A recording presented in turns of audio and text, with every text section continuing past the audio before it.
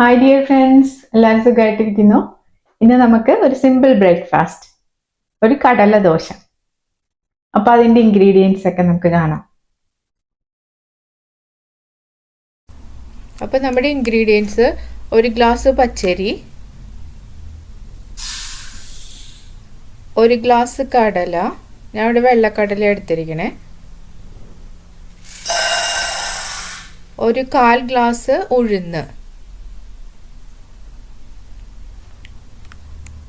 പിന്നെ കുറച്ച് ഉലുവയും കൂടി ചേർത്തിട്ട് വെള്ളമൊഴിച്ച് കുതിരാൻ വെക്കുക. ഒരു 4 മണിക്കൂറോളം കുതിരാൻ വെക്കുക. അപ്പം ഇൻഗ്രീഡിയൻസ് എല്ലാം കൂടി അരച്ചിട്ട് ഞാനത് രാത്രി അരച്ചു വെച്ചു.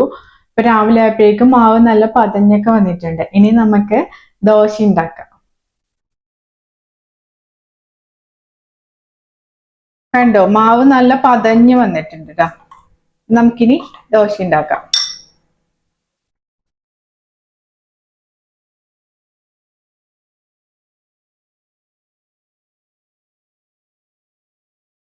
അപ്പോ ദോശക്കല്ല് നല്ല ചൂടായിട്ടുണ്ട്. ഈ ദോശക്കല്ല് എന്ന് പറയുമ്പോൾ നിങ്ങൾക്ക് ആർക്കെങ്കിലും ഒക്കെ ചിരി വരുന്നുണ്ടോ? ഒരു തമാശയുണ്ട് ദോശക്കല്ലിന്റെ പുറകില്. അറിയാവുന്നവർക്കൊക്കെ ചിരി വരുമായിരിക്കും.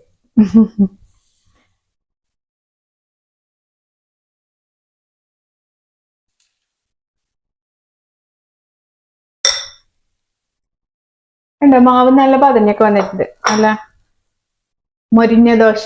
എന്റെ പിള്ളേര് പറയണ അങ്ങനെ, മൊരിഞ്ഞ ദോശ. മൊരിഞ്ഞ ദോശയൊക്കെ ഉണ്ടാക്കാൻ പറ്റിയ പാകത്തില്ല മാവ്.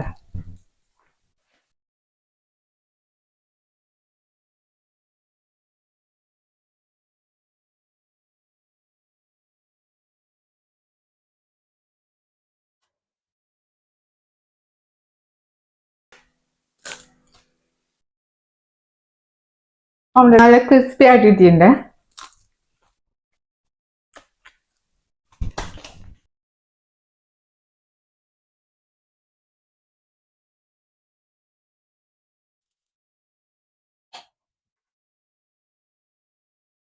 അപ്പോ 2 ദോശ ഉണ്ടാക്കി കഴിഞ്ഞു.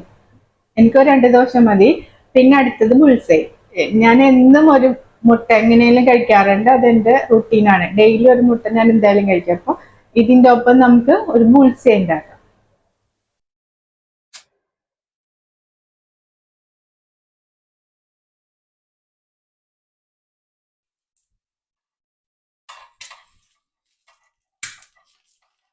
അപ്പോ നമ്മുടെ ബുൾസൈയും റെഡിയായി.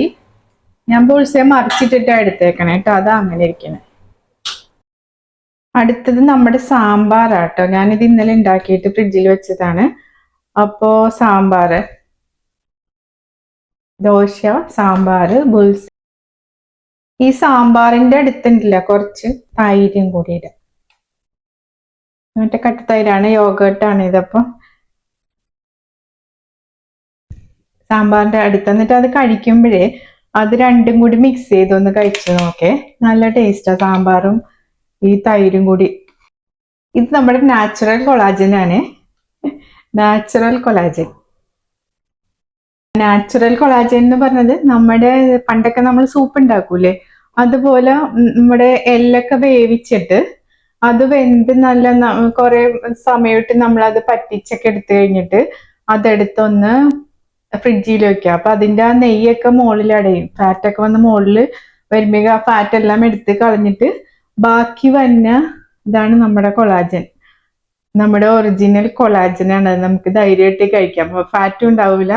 അപ്പൊ അത് നമുക്ക് എടുത്തു വെച്ചാൽ നമുക്ക് ബ്രേക്ക്ഫാസ്റ്റിന്റെ കൂട്ടത്തിൽ നമുക്ക് കുടിക്കാനായിട്ട് ഒരു സൂപ്പ് പോലെ ഇതും എടുക്കാം നമുക്ക് അതിൻ്റെ ഒപ്പം.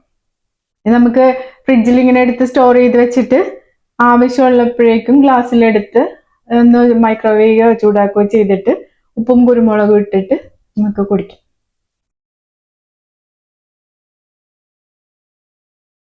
ഇത് കണ്ടോ, നല്ല ജെല്ല് പോലെ ഇരിക്കും. അത് നമുക്ക് ചൂടാക്കി എടുക്കുമ്പം ഒരു കൊളാജൻ ഡ്രിങ്കുമായി നമ്മുടെ ഫുഡിൽ. അപ്പൊ ഇതാണ് എൻ്റെ ഇന്നത്തെ അതിവിശാലമായ breakfast. Thank you for watching and keep on watching കാലിഡോറ വ്ലോഗ്സ്.